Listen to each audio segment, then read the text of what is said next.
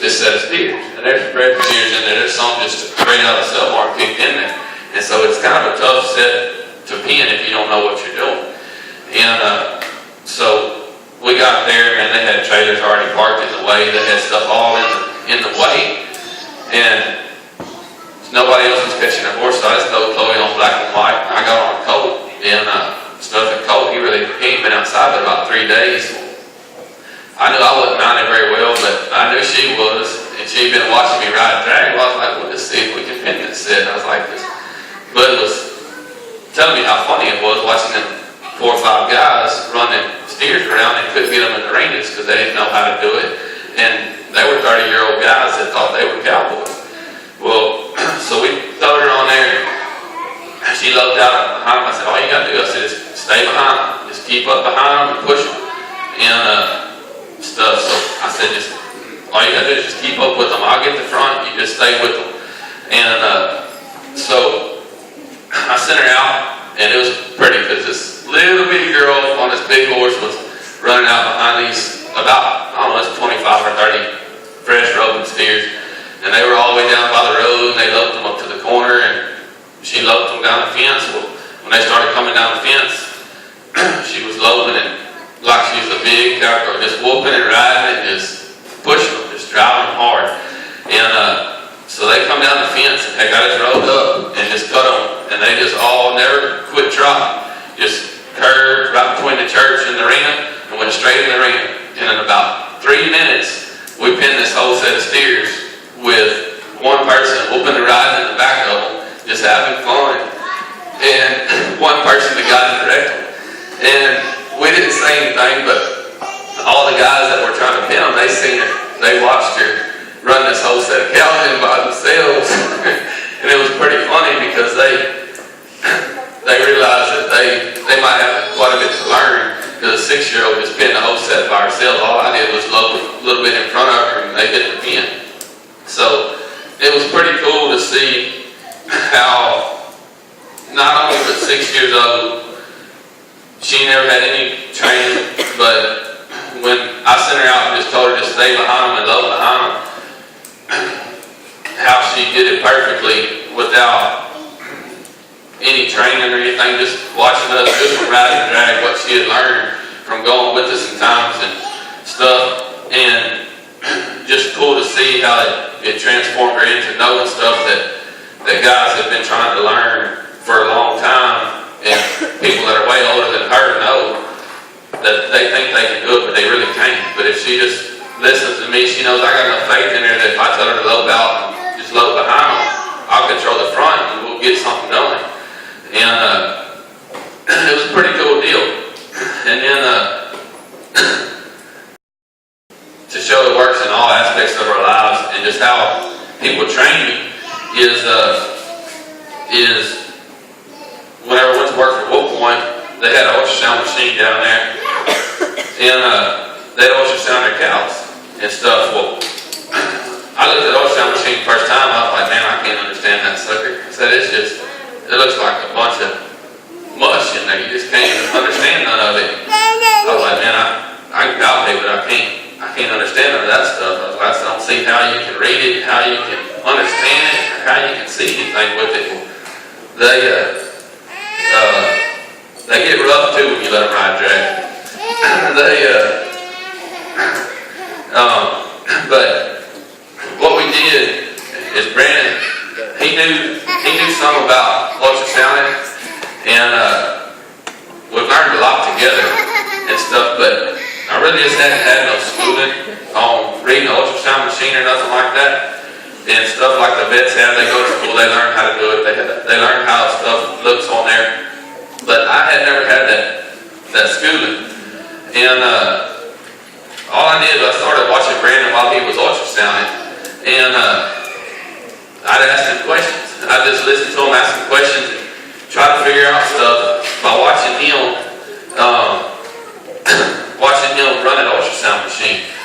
And boy, you're gonna hit the ground. But I just started watching him run an ultrasound machine and seeing how he could read that thing and how he could understand it, and let him start story that talks about Jesus having to ride a dragon when he come down here to earth. And to see why Jesus, which was God, come down as a man, why he would have to ride a dragon to a human, to a person, it's just, you can't explain it. In Luke 2:41, he talks about it. And this is when Jesus was in the temple. And it said, now Jesus' parents went to Jerusalem every year for the feast of the Passover. When he was 12 years old, they went up according to customs. But when the feast was over, as they were returning home, the boy Jesus stayed behind in Jerusalem. His parents did not know it, but because they assumed that he was in their group of travelers, they went a day's journey. Then they began to look for him among their relatives and acquaintances. When they did not find him, they returned to Jerusalem to look for him. After 3 days, they found him in the temple courts, sitting among the teachers, listening to them and asking them questions. And all who heard Jesus were astonished at his understanding and his answers. When his parents saw him, they were overwhelmed. His mother said to him, "Child, why have you treated us like this? Look, your father and I have been looking for you anxiously." But he replied, "Why were you looking for me? Didn't you know that I must be in my father's house?" Yet his parents did not understand the remarks he made to them. Then he went down with them and came to Nazareth and was obedient to them. But his mother kept all these things in her heart. And Jesus increased in wisdom and in stature and in vigor with God and people. So how did Jesus have to come down and ride a dragon to man, to humans? I mean, it said that when they went back and found him, he was sitting, listening, and asking questions to, let's see, he was listening to them and asking them questions. And so why would Jesus have to come down? And he's been there with God. He knows everything that's going on. He knew everything that there was. Why did he have to come down and get under somebody and listen to them? And it's the way, same reason cowboys, when you're in a herd, there's guys on the track, there's guys on the points. And when you truly trust the guys that are in the front on the points, you don't ride past. You don't ride past them, you stay on drag because they got a better knowledge of that than you do. And you stay in the back of the herd, you push, you ride drag, you listen, you watch them how they handle their stuff. And Jesus was wanting to watch and learn how they handled their situation, even though he knew it. I mean, sometimes we go to work for a bunch of different people, and sometimes the owners and stuff want to get up on the points and run the cattle themselves. Well, even though you may know more than them, you don't ride past them. You let them handle the front. If they run off, you go regroup them, you bring them again. And it's the same thing. Jesus come down. He just wanted to get behind them. And even though he knew more than they did, he was wanting to learn something about how they thought, how they acted, how they handled stuff, and how they did things. And by doing that, by Jesus riding and dragging them guys, he increased in wisdom and in stature and in favor with God and with people. But how does Jesus need to increase in anything? I mean, he's God in a man's suit and stuff, but by doing that and by humbling himself, he was able to increase his wisdom and increase his stature and his favor with God. And so I ask everybody, if Jesus had to increase, how much do we need to increase? How much do we need to increase ourselves? If Jesus had to come down, if he was God and had to come down and ride a dragon so he could better himself and be in more favor with God, how much we need to look at our lives and start riding a dragon to some true Christians, to somebody that don't mind standing up and telling the truth, and riding a dragon to Jesus Christ.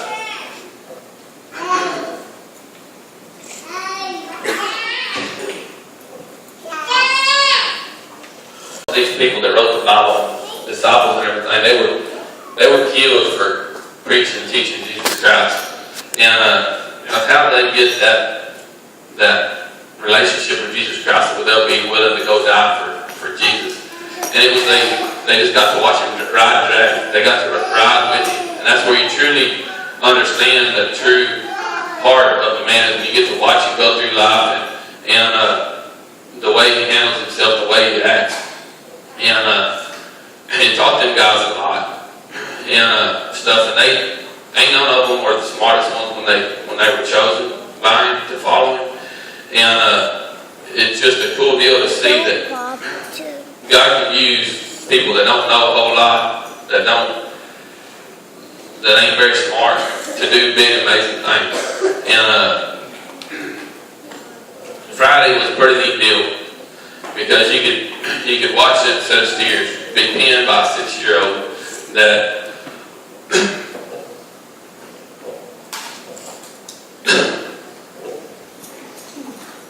that a lot of guys couldn't pin.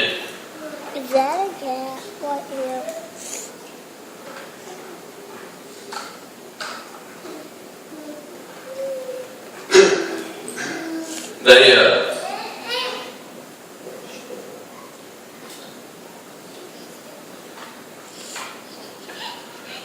She didn't have any idea what was going on. She just listened to me.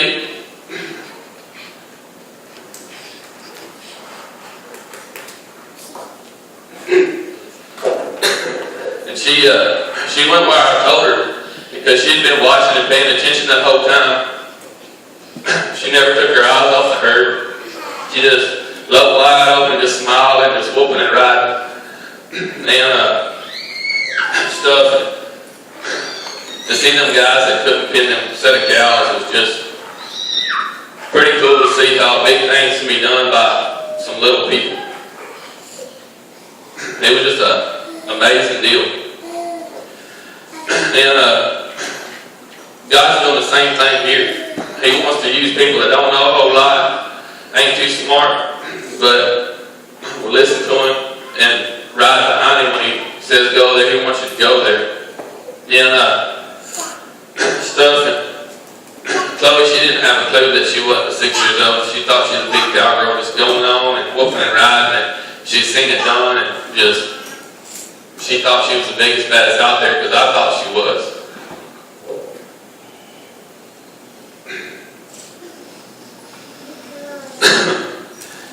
God talks about this the same way, about having faith in yourself because he has faith in you.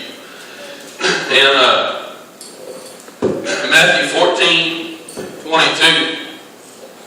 we've heard this story all the time since we were growing up, and God showed it in a different way.